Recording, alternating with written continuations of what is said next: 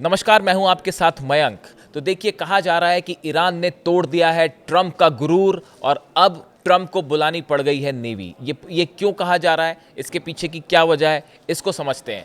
देखिए, जिस तरह से प्लान तैयार किए गए थे अमेरिका की तरफ से कि ईरान पे जो है वो एयर स्ट्राइक की जाएगी और प्लेन्स F-35 जेट्स और F-16 के जरिए हमले किए जाएंगे, ये प्लान पिछले 24 से 48 घंटे में बुरी तरह से फेल होता दिखाई दे रहा है। और ईरान की मिसाइल्स के सामने जो पहला प्लान अमेरिका ने तैयार किया था, ये पूरा फेल हो चुका है। अब इसका नतीजा ये है कि अब अमेरिका को अपना एयरक्राफ्ट कैरियर चीन के पास से हटा के मिडिल ईस्ट ईरान के पास बुलाना पड़ गया है। देखिए, अमेरिका ने अपना aircraft carrier Abraham Lincoln South China Sea से ईरान के करीब भेज दिया है। ये फैसला करीब 24 घंटे पहले हुआ है और ये जो एयरक्राफ्ट कैरियर है ये अब साउथ चाइना सी से होता हुआ मिडिल ईस्ट की तरफ आने लगा है। इसके साथ ही देखिए, 2-3 बड़ी खबरें हैं। पहले जब भी वॉर से संबंधित खबरें होती है तो जो डेवलपमेंट्स होते हैं उस पर बारीक नज़र रखनी होती है।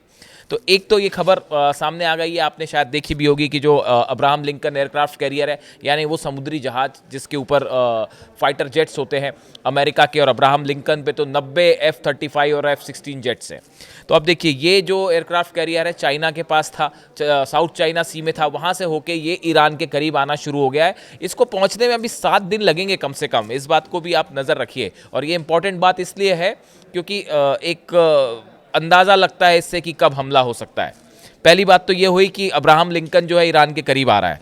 दूसरा, पिछले 48 घंटे में USS थियोडोर रूजवेल्ट और USS जॉर्ज H.W. बुश, ये दोनों एयरक्राफ्ट कैरियर और हैं, इनका भी मूवमेंट देखा गया है। यानी 3 एयरक्राफ्ट कैरियर, आपको ऐसे समाचारों में खबरें मिलेंगी कि एक एयरक्राफ्ट का मूवमेंट हुआ है, लेकिन नहीं, 3 अमेरिका के एयरक्राफ्ट कैरियर हैं। अब्राहम लिंकन तो मिडिल ईस्ट आ रहा है, तो साफ बात हो गई, ये सब तरफ खबरों में आप देख सकते हैं। लेकिन इसके अलावा थियोडोर रूजवेल्ट जो है USS ये और USS जॉर्ज W. बुश जो ये सैन डियागो और नॉर्फॉक 2 जगह पर थे, ये दोनों से अपनी जगह से इन्होंने मूवमेंट किया है। अब क्या ये भी ईरान के करीब आ रहे हैं, ये शायद अगले 24 घंटे में क्लियर होगा।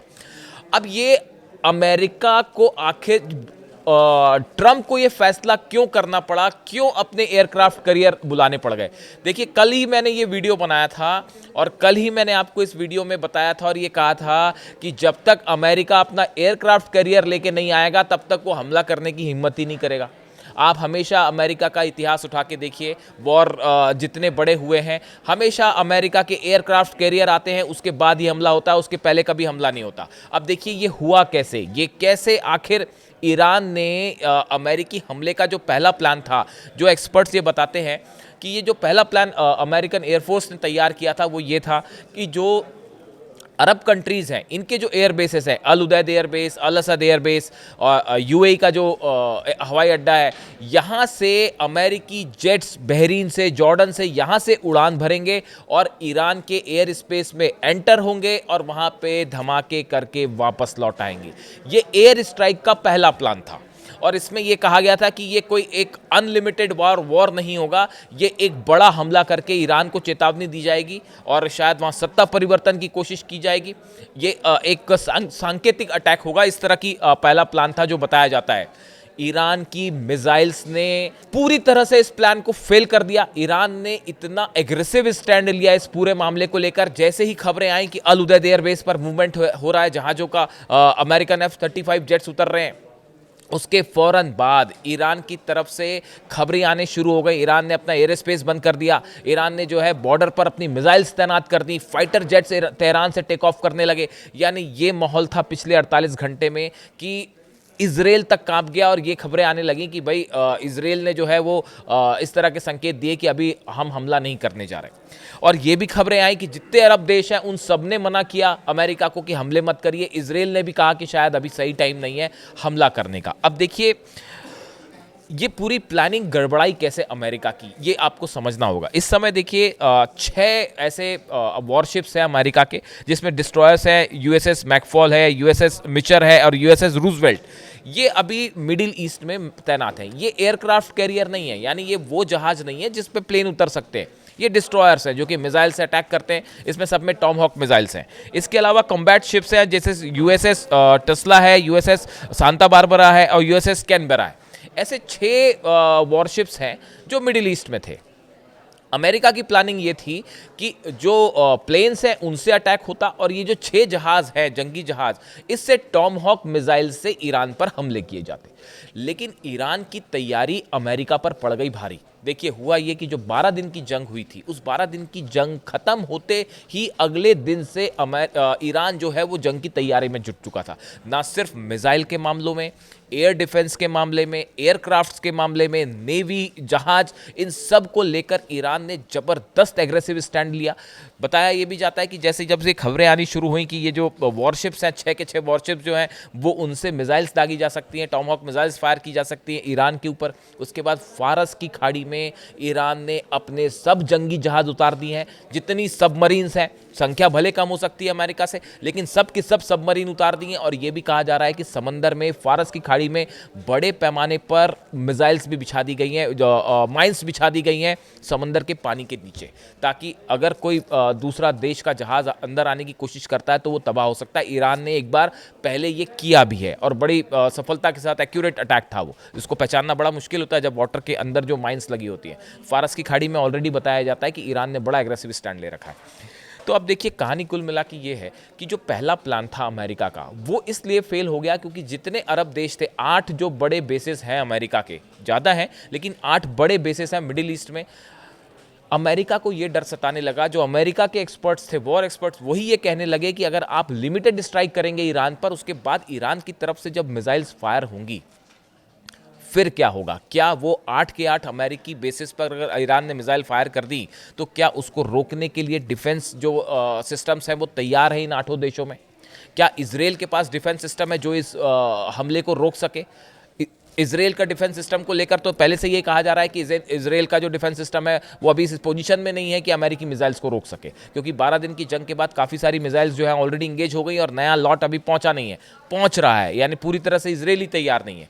तो इजराइल, नेतन्याहू की वहाँ अलग चिंता। उसके बाद जितने अरब देश हैं, चाहे वो यूएई हो, चाहे वो सऊदी हो, बहरीन हो, कतर हो, सबने ये समझाया अमेरिका को, ये इस तरह की बात करी कि भाई देखिए, अगर आप हमला सीधा करेंगे तो इससे बड़ा नुकसान होगा, बातचीत से हल करिए।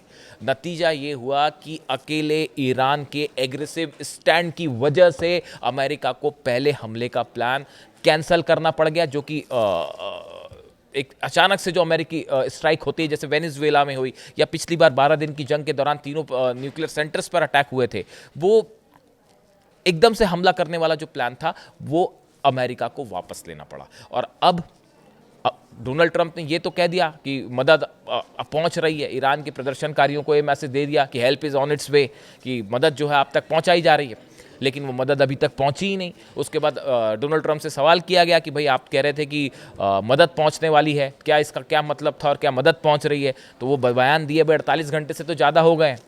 सब ये कह रहे थे, मानने लगे थे सब कि भाई उन्होंने कहा है कि हेल्प इज़ ऑन इट्स वे, तो हो सकता है मिसाइल्स जल्दी फायर हो जाएं या B-2 बॉम्बर हमला कर दे। लेकिन अभी ट्रंप के पास फिलहाल कोई उसका जवाब नहीं है, उन्होंने उसका साफ साफ जवाब नहीं दिया अपनी ही बात का।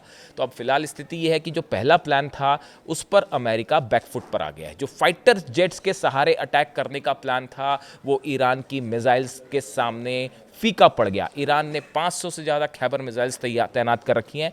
कई सोर्सेज से ये खबरें। एक बड़ा खुलासा अगले वीडियो में हम करेंगे ईरान को लेके, ईरान की तैयारी कैसी है। खैर, पहला प्लान ये फेल हुआ, उसके बाद ये बताया जाता है, उसके बाद ये फैसला लिया गया कि बिना एयरक्राफ्ट कैरियर के ईरान पर हमला करने का मतलब है बड़ा नुकसान होगा अरब देशों को, जहाँ से जिन बेसेस का इस्तेमाल होगा। कई सारे देश तो बेस देने के लिए भी मना कर रहे हैं कि भाई ईरान के खिलाफ आप हमारे बेस से हमला ना करें। और फिर ये भी कहा जा रहा है कि अगर हमला करते भी हैं आप तो उसमें हमारे फाइटर जेट्स इस्तेमाल नहीं होंगे। सऊदी ने भी कह दिया, इस तरह की खबरें हैं कि आप हमारे फाइटर जेट का इस्तेमाल मत करिए, जो करना है अपना F-35 से करिए। लेकिन भाई अगर F-35 जेट्स अमेरिका के सऊदी का बेस इस्तेमाल करते हैं, यूएई का बेस इस्तेमाल करते हैं या बहरीन या जॉर्डन का बेस इस्तेमाल होता है और रिटेलिएट करता है जब ईरान, तो फिर वो तो गिरेंगे उसी देश पर मिसाइल। सऊदी पर ही गिरेगी, यूएई पे गिरेगी, बहरीन पे गिरेगी, जॉर्डन पर गिरेगी, कुवैत पे गिरेगी, इराक पे गिरेगी। उसके बाद ये तो मिसाइल तो ये नहीं देखेगी कि यहाँ पे कौन सा जेट अमेरिका का है और कौन सा जेट सऊदी का है। भाई बेस तो सऊदी में ही है, यूएई में है, बहरीन में है।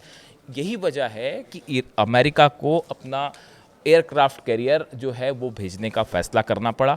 और उसके साथ ही थियोडोर रूजवेल्ट जो है और यूएसएस जॉर्ज डब्ल्यूएच बुश जो एयरक्राफ्ट कैरियर है, इन दोनों का भी मूवमेंट है। हालांकि क्या ये मूवमेंट मिडिल ईस्ट के लिए है, ये बात अभी साफ नहीं है।